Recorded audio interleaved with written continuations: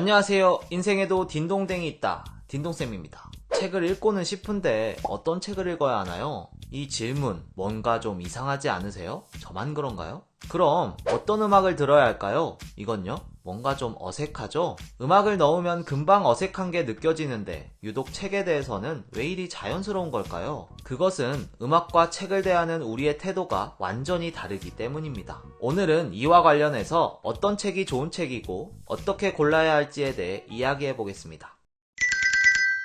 어떤 음악을 들어야 할까요? 질문 자체도 이상하지만 대답은 더 이상합니다. 당연히 조용필부터 들으셔야죠. 그 다음엔 뭐니뭐니 해도 서태지와 아이들이죠. 책도 음악과 마찬가지로 완전히 취향의 문제인데도 어떤 책을 봐야 하냐는 질문은 너무나 자연스러워요. 우리가 너무 책을 어떤 정해진 단계가 있는 공부처럼 생각하고 있어서 그렇겠죠. 사실 우리가 책과 멀어진 이유가 바로 여기에 있습니다. 책은 학교에서 공부할 때나 보는 거니까 지긋지긋한 공부가 끝나고 졸업 딱 하면 더 이상 책 근처도 안 가는 거죠. 하지만 책도 영화나 음악, 그림과 같이 철저하게 취향의 문제입니다. 여러분이 좋아하는 영화나 음악 어떻게 찾으셨나요? 그냥 보고 그냥 들었잖아요. 그러다 얻어 걸린 거잖아요. 근데 왜 책은 미리 좋은 책이 정해져 있다고 생각하고 꼭 읽어야 하는 책들이 있다고 생각하시는 거죠? 나와 맞는 책, 나에게 좋은 책을 찾으려면 이러한 책에 대한 고정관념에서부터 벗어나야 합니다. 결론부터 말씀드리자면 어떤 책이 좋은 책인지 나쁜 책인지 그걸 미리 알 수는 없습니다. 그럼 뒤로 가기 누르.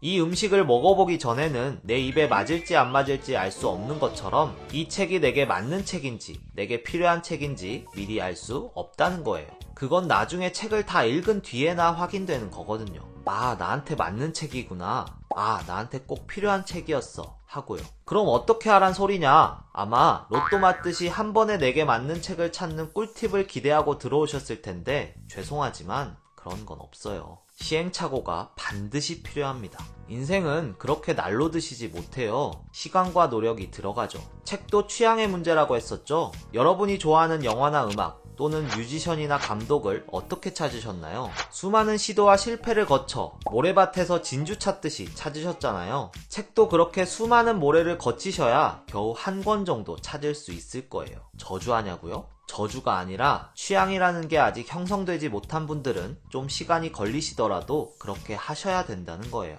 일단 무작정 서점을 가세요. 제목을 보고 표지를 보세요. 끌리면 펼쳐서 목차도 보고 서문도 한번 쭉 읽어보세요.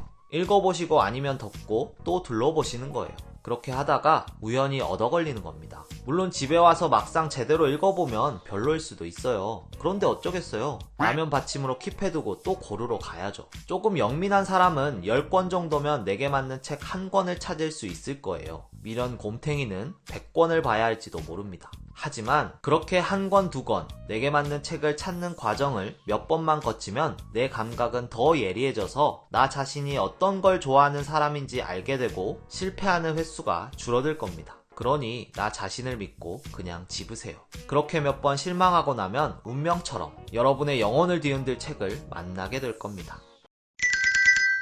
네, 오늘은 내게 맞는 좋은 책을 고르는 방법에 대해 이야기해봤습니다. 결론은 절대 한 번에 그런 책을 찾을 수는 없다. 이것저것 맛보면서 내 감각을 예리하게 깎아 실패 확률을 줄여가라 였네요. 그러려면 자주 서점을 둘러봐야겠죠? 저도 예전엔 퇴근하고 알라딘 가서 책 고르는 게 일상이었는데 언제부턴가 책을 공부하듯이 읽고 있어요. 우연히 내게 맞는 책을 발견했을 때의 그 기쁨, 그것을 너무 잊고 살았던 것 같아요. 아, 내일 서점이나 가야겠다. 그럼 여기까지 딘동댕 딘동쌤이었습니다. 빠이.